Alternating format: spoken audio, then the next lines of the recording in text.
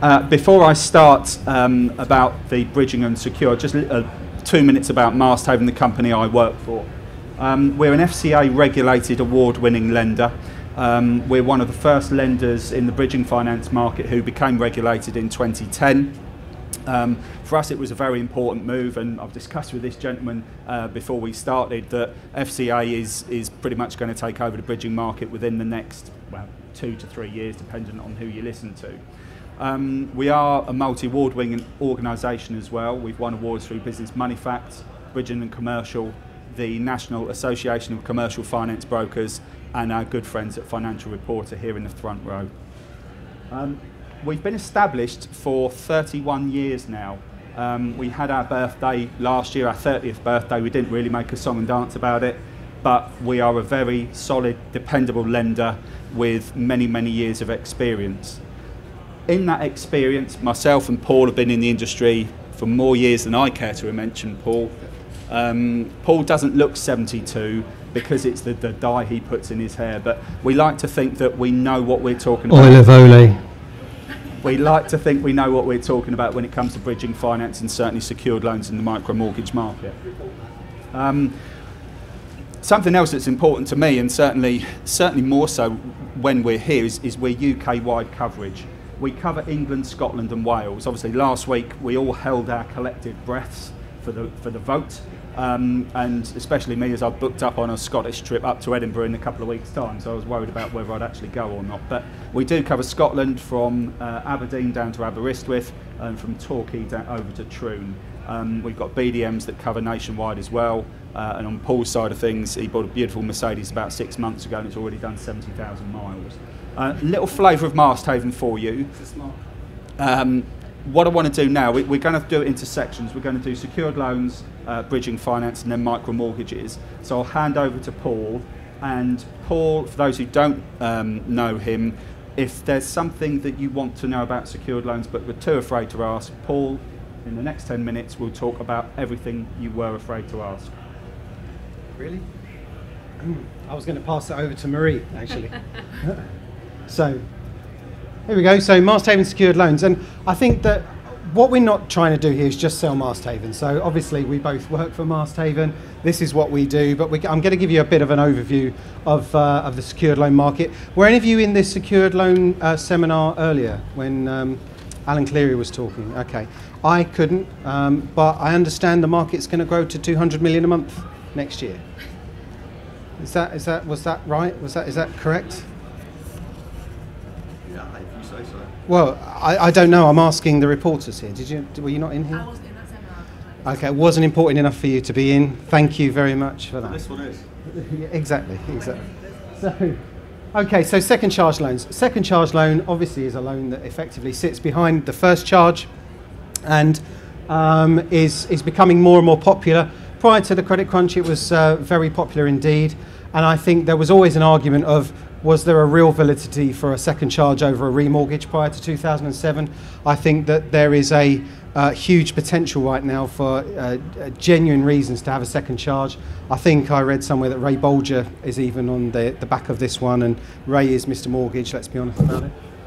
So, as Richard mentioned, we are FCA regulated, and why does that matter? I'm sure most of you, if not all of you, are FCA regulated in one way, shape or form. Without going into the detail, the second charge market has gone through some upheaval over the last few months and is continuing to go through upheaval. And what we're doing is we're moving from consumer credit regulation to FCA regulation, and most of the industry that's just dealt with secured loans is now in I think we call it the interim permission phase, and many people are looking to apply for their full permissions from October of this year. We recognised this was going to happen and decided to go for full FCA authorisation right from the start. So we have that authorisation. We're not through an interim period, so we're there with no worries, and we're very strong as a lender moving forwards. So it's just an aside. Obviously, that's not about the market generally from our point of view, but everyone is looking at this sort of upheaval. Second charges. Most lenders will offer residential and buy-to-let. We do. I'm just going to talk very briefly about why a second charge, loan purposes, the flexibility in the second charge market, and essentially it's going to increase your bottom line. Not everyone's bottom line. Marie's looking at me slightly worried there. Okay, so why? So your existing mortgage, it could be interest only. I'm hearing more and more stories where people have got interest only mortgages. Their first charge lender will lend to them all day long. They're a good prospect. But they're saying, actually, if you want some more money or you want to put onto, a product that can enable you to borrow more money, we are going to have to transfer your existing mortgage to capital and interest. So I know that's not all lenders. The lender I'm with doesn't do that, but I'm hearing more and more stories like that every day. Also, if you want to, your customer has a low interest rate on their first charge, so they're on a base rate tracker, they're on a really good fixed rate. Again, they're looking to borrow money, and the lender's saying, we would love to lend you money, but we are going to put your whole product onto a different rate. So again, more and more stories. So offering the validity to offer a second charge that is over and above the existing first charge with another company. Is it to make it riskier to go repayment? A lot of people are actually gathering their fund out into... Do you like the microphone? So, no, you can. I don't mind. Now, yeah. No, you're right. Absolutely. So because the FCS view is repayment is, but you're putting all your eggs in one basket. Well, I mean, this is the point. It's looking at your income and expenditure. As we all know, this is the buzz of the whole industry at the moment with MMR. The bank statement thing, income and expenditure is key. So it's looking at how you can borrow what you want to borrow and keep the actual total monthly outgoings as low as possible. Absolutely. Criteria as well. Criteria generally in the second charge market. Sorry, did I say that a bit loud? I was slightly worried the way you looked at. The criteria in the second charge market is generally more flexible than a first charge lender would provide. Again, not everybody, but as a general rule, it is more flexible. That could be in terms of income. The second charge market will go down the LTI route as a collective, maybe in a year or so. At the moment, many lenders still operate on a DTIR, debt-to-income ratio model. Masthaven is 45%, some are 50%, some are less. So it's occasionally you can borrow more than you would with a first charge lender. Obviously, income and expenditure has to come into play here, so we're not looking to irresponsibly lend, but if it's right for the customer, then they can get what they need. So reasons for borrowing. Why does anyone want to borrow extra money? Well, I've just put any legal purpose down there because actually from a Masthaven point of view, the only things we don't lend on are timeshare and to actually stop someone going bankrupt. So we will look at business as well. You all right? You want to make that call? You fine? So we will look at business as well. So if you've got self-employed borrowers that may be leveraged on their business funds and their business collateral, and they've got lots of equity in their property, we at Masthaven and some of our competitors will allow borrowing for business purposes on our sort of consumer credit regulated loans. So, using the cliche, you've got someone that owns a printing company, wants to buy a new printing press, has done the factoring and various other methods of borrowing, but you can still see that they're fairly very solvent, but they've got a lot of equity in their property. We will lend against using their property as collateral, and they can be in a position where they've only got a 1 month interest, 1 month notice period to actually, if they want to repay the loan. So it's very flexible as well. We at Masthaven offer buy-to-let, and many of our competitors offer buy-to-let. Hang on a minute, I've just got a... Oh, that's right. A picture of that. And buy-to-let lenders are, I don't know what the proportion is, but it's a very high proportion of our business, and I'm sure across the industry, is buy-to-let. We're seeing landlords now saying, oh, it's just easier for me to get a second charge, to release equity, to buy new property and increase their portfolios. So that's a very flexible way of doing it. Don't you think we should justify that it should be one of the product that rather than remortgage, sometimes the second charge works out cheaper? Yeah, absolutely. What's your name? Suresh. Suresh. Right. I've got Suresh here as our new employee at Masthaven, as basically just saying, yeah, quite rightly, it can work out cheaper than refinancing their existing loan in the same as a first charge. It's not always going to be like that, you know. You would think I was making it up if I was going to say that all the time, but it is that you're all in this room because you're going, I'm interested in this specialist market. I think I can make you know, more clients more happy and hopefully increase my bottom line. And that is essentially what we offer at Masthaven and in the second charge market, is that alternative, is saying, well, let's look at this way, but let's also look at this way as well. I feel like an Aldi advert. So, you know, just bear that in mind. And look at the whole market. There are several lenders in the market now. There are more coming in all the time. Where we sit at Masthaven is we love customers that are actually a little bit more difficult. And I'm not saying you know, subprime, but they may not fit the mould in the conventional sense. So we really do look at loans in the old-fashioned way. Underwriters look at a deal and assess the risk. Again, on the buy-to-let loans. Hello, welcome. The criteria is generally more flexible than first charge lenders. On a referral at Masthaven, we'll look at 100% rental income to cover loan repayments. Okay. And like I said, increase your bottom line. Average commissions at Masthaven for a broker are around the £2,000 mark per deal. So it's not to be sniffed at. You're making more customers happier, and you are increasing your turnover considerably too. So that's the first bit of me over with. Thank you for listening and surviving. I'm going to hand you back over to my learned colleague, who's actually going to go through briefly the bridging side of the market, and then I'll come back to talk about micro mortgages. It is finished, isn't it?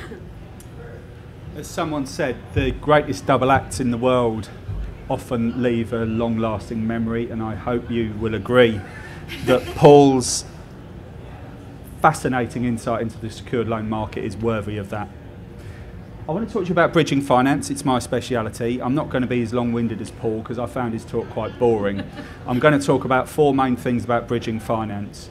And going back to topic, hopefully they're going to be an opportunity for you guys in the room to increase your offering to your clients. So I'm going to talk about four things. The first one is auction purchase. Anyone who's ever dealt with a client who has had purchases at auction, or maybe themselves have bought at properties at auction, know that most auctions need payment from you putting your hand up and paying 10% within either 14 or 28 days. If you don't pay the auction house within that time, you'll lose your deposit, and of course you'll lose your property. I haven't bought at auction myself for some time, but I'm pretty confident that there's no high street lender out there who can complete a buy-to-let mortgage within that time.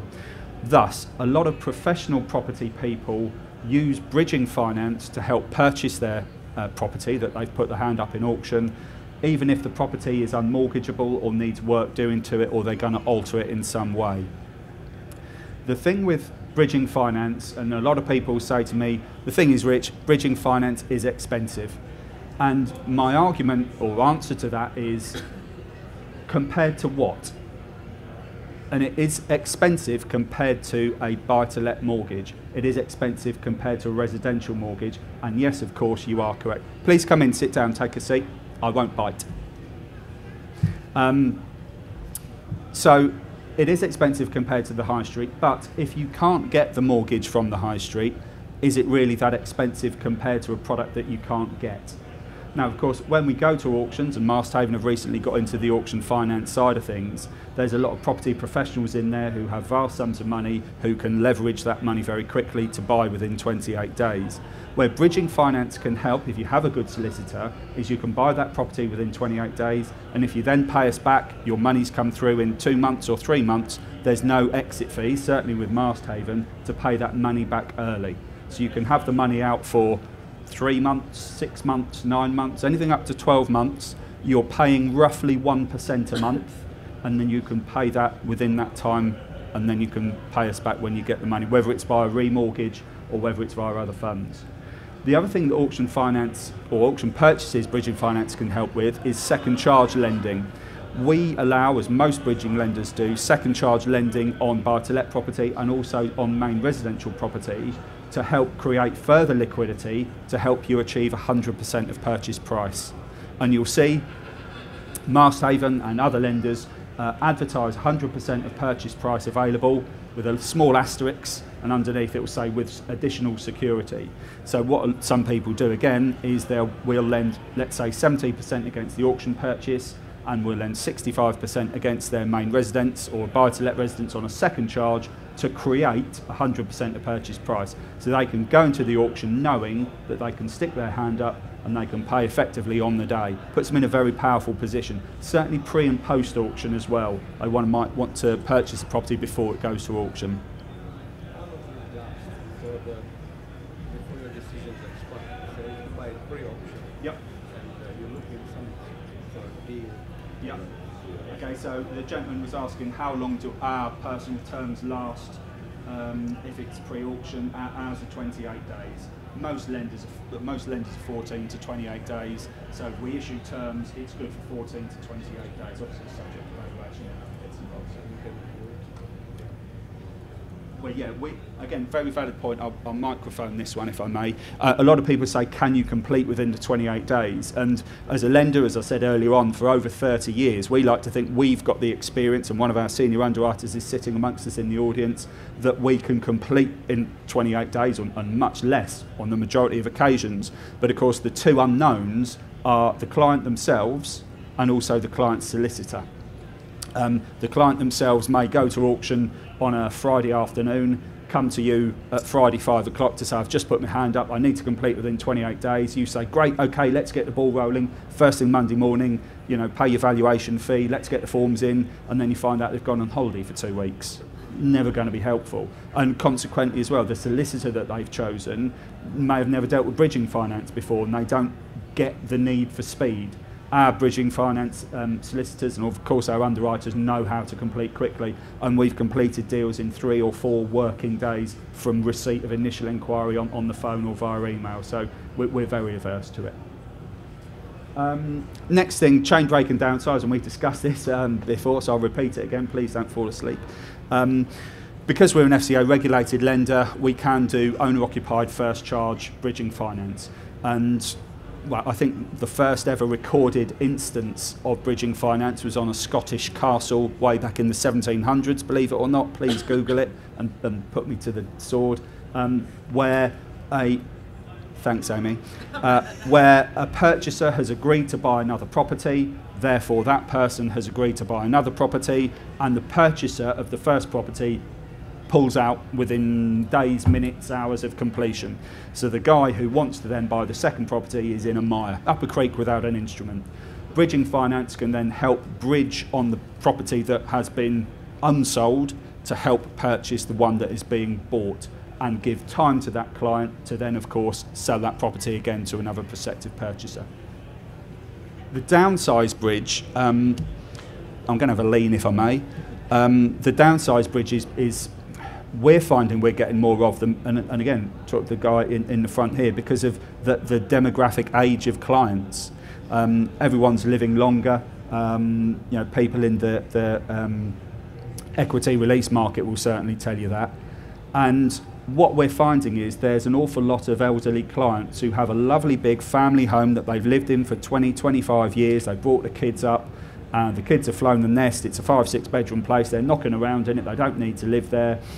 They want to move next to the kids. The kids have moved. They want to be near the kids and be, do nanny daycare and stuff like that, or be near a certain school. And they want to buy that property, but they haven't sold their current property. And the current property might be on the market, but they can't get a mortgage on the new property because of maybe their age or because of lack of proof of income. And I'm hopefully not being sexist to the 4 women in the audience, but it's generally the wife or the mother says, I really want that property, it's 2 doors away from my son or my daughter, I can look after the kids, I need to have that property. One might not come up again in the next year to 18 months, I need it now. And what a bridging loan can do is help purchase that property outright, because obviously we've got the equity in the main residence. We can give them 3, 6, 9 months to sell that property at a good rate without any discount, and because effectively they're cash purchases of the new property, they can hopefully negotiate some discount into the purchase to help negate the bridging finance costs. Not for everyone's taste, but we get probably 5 to 6 inquiries like that on a daily basis from brokers up and down the country. It's your turn soon, Paul. Renovation and refurbishment projects. Again, if you're looking to buy a property that needs work doing to it, and the two classics are kitchen and bathroom, please come in, take a seat. We're here all day. Please come in. It's a really exciting talk. Oh, there's one more, not sure. Okay, yeah, so renovation and refurbishment. So possibly an auction, possibly through estate agents, wherever the property may be, and I'm sure we've all dealt with these clients in the past where a property is unmortgageable or the mortgage company puts 100% retention on that property. What happens when your client has that happen because it hasn't got a kitchen, it hasn't got a bathroom, there's leaks and cracks and the double glazing doesn't work or whatever? Well, again, bridging finance can help purchase that property because we would lend 60 to 70%. We're not going to lend loads of money against it for our own security. And the client can then go in. We can often help with money to help refurb the property, so the kitchen and the bathroom, windows, heating, doors, lighting, change the configuration of the property possibly, and then when the client then goes to remortgage to the main high street, or the guys here, then they can get the mortgage on the higher value of the property because they've increased the value to it. A couple of other ones that are very prevalent, certainly around the London area and bizarrely in the West Country, are where a property has been turned into flats, so a general nice 3-storey townhouse that's been converted into flats. They want to, the landlord or the owner of the property wants to convert it back into a single residential dwelling, might want to move their family into it, or they think they can get a bit bigger and better rent from a single residential dwelling.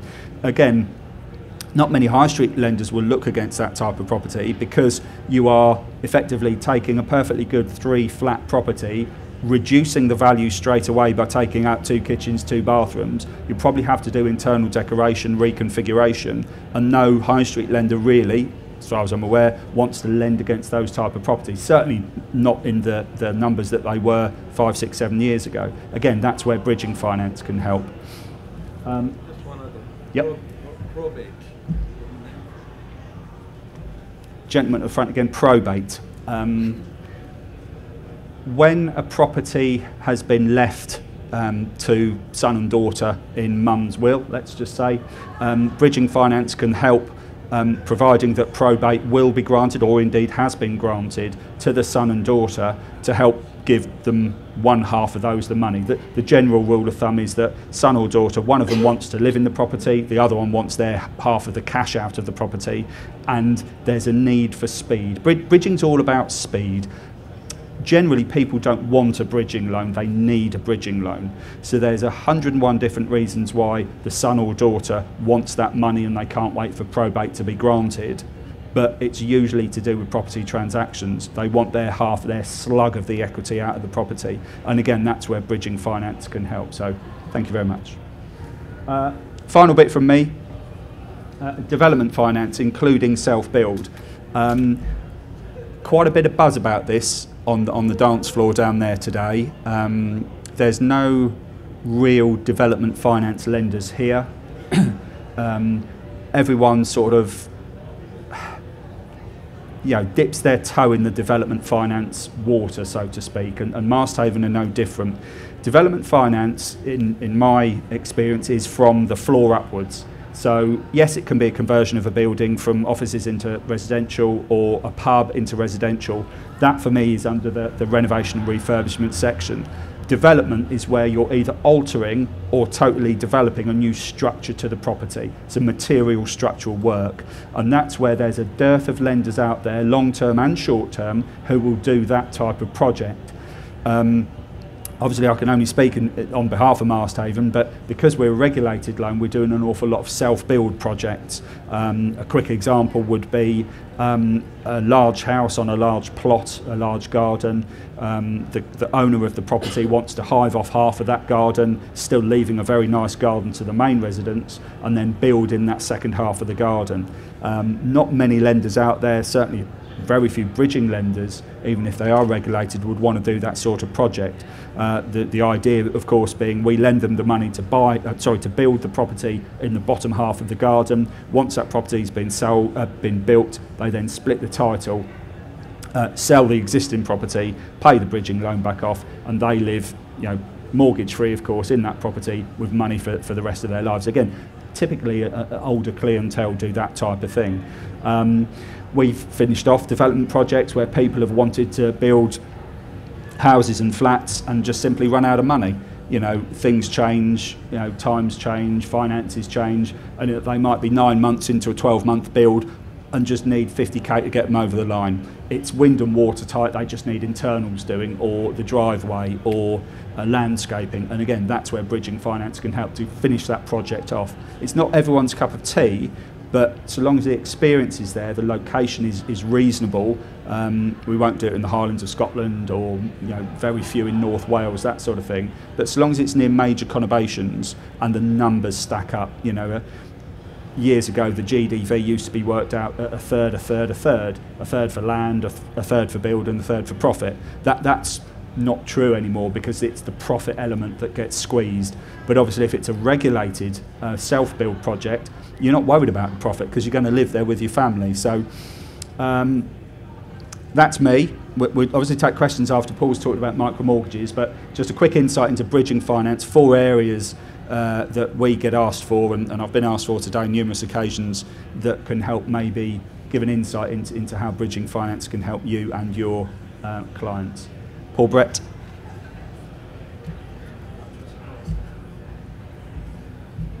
Thank you, Richard. Right, so we're going to talk about micro mortgages. Can I just, a quick show of hands, who is a mortgage broker in the audience? Okay, and anyone get involved with bridging? A couple on there. Anyone secured loans?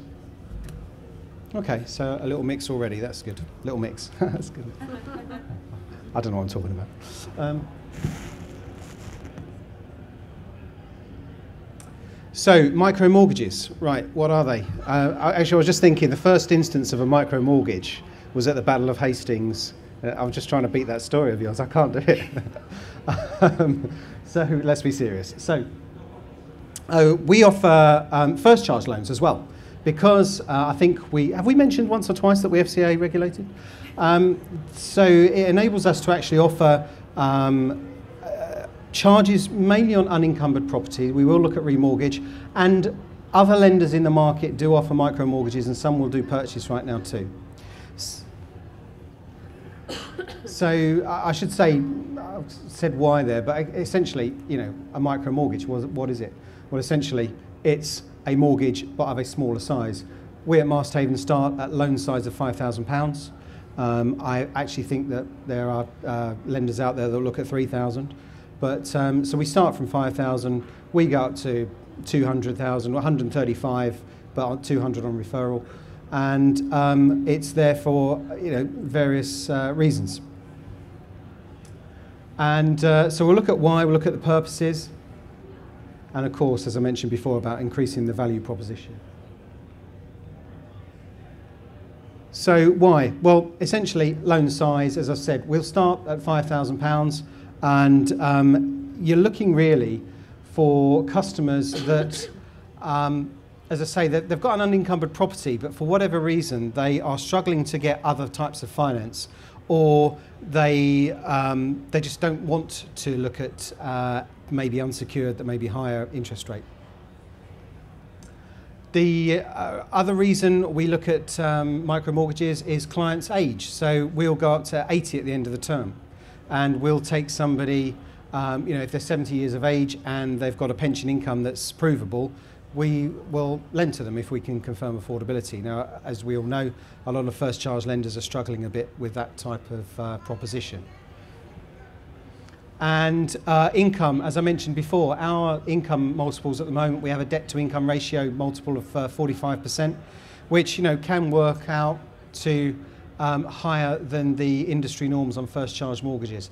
We definitely will be going down the LTI route at some stage, but right now it's on a DTIR, which, remember, these are micro mortgages. This is not like 400,000 or whatever. This is, the average loan sizes in this sort of market are probably 40,000, something like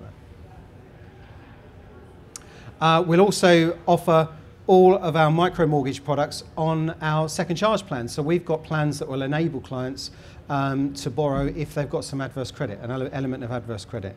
Remember, we're not going to make bad cases good cases, but we do our very best to make marginal ones acceptable ones.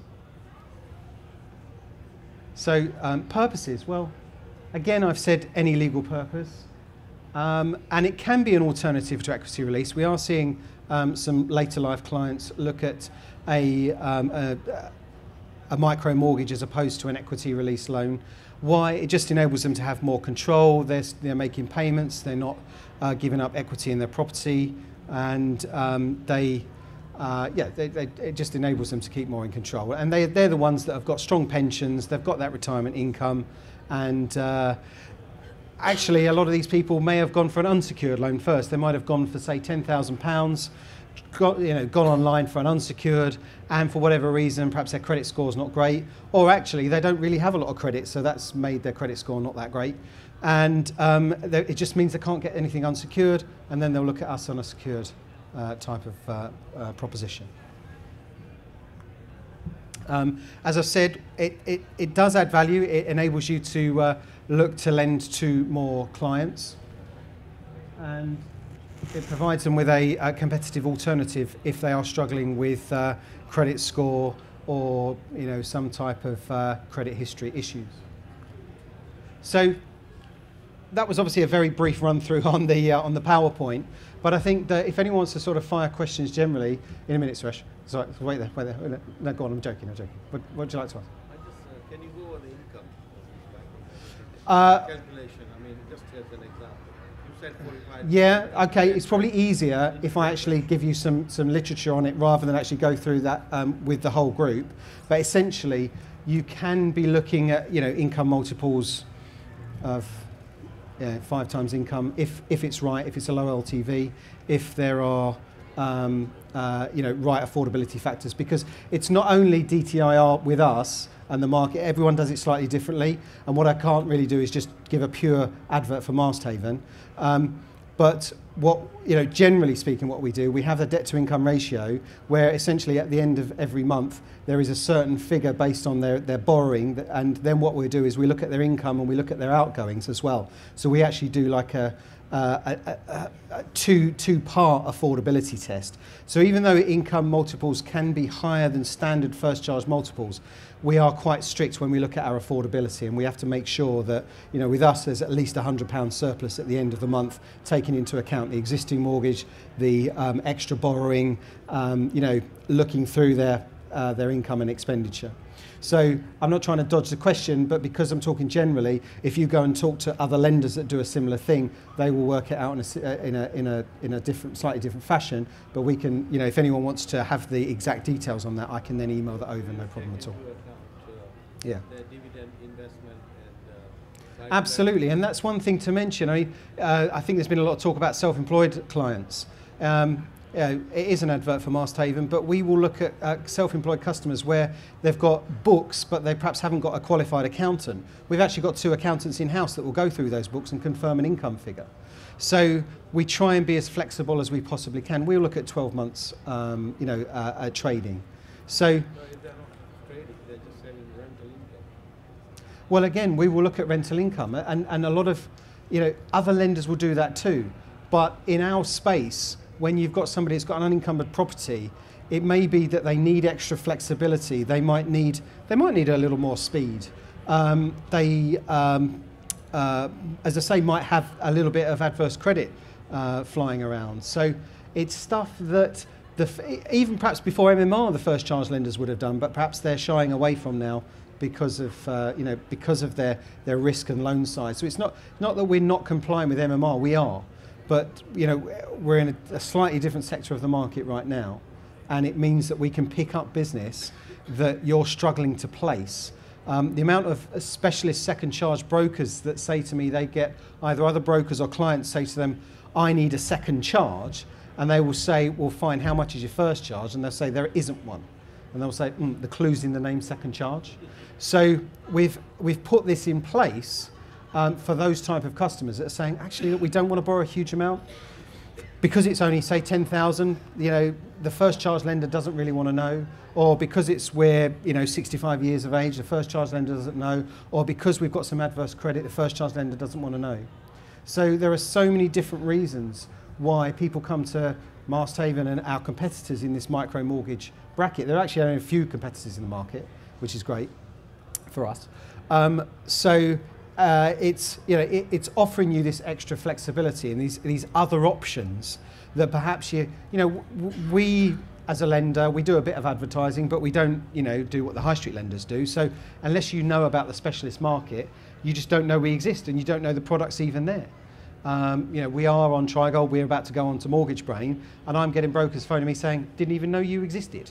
And that's nothing to do with Richard's long-terming sales technique over the years, but that's just a fact of life. If you've not been involved in the specialist market, you tend to be, focus on what you know and what you do, which I totally get. And I'm saying this is the right time for you to really sort of look outside the box, because I think that not only are you going to help more customers, not only are we talking about FCA regulated products, so no longer are we talking about sort of Wild West type lending. Well, let's be honest about it, and also, again, being blatant about it, you're going to increase your earnings, which is ultimately what it's all about. I know me and Richard do it for love, don't we? But it's don't write that down. Don't write that down. So but genuinely, I'm quite passionate about it. I know Richard is, and we're just looking to help more and more intermediaries in the space.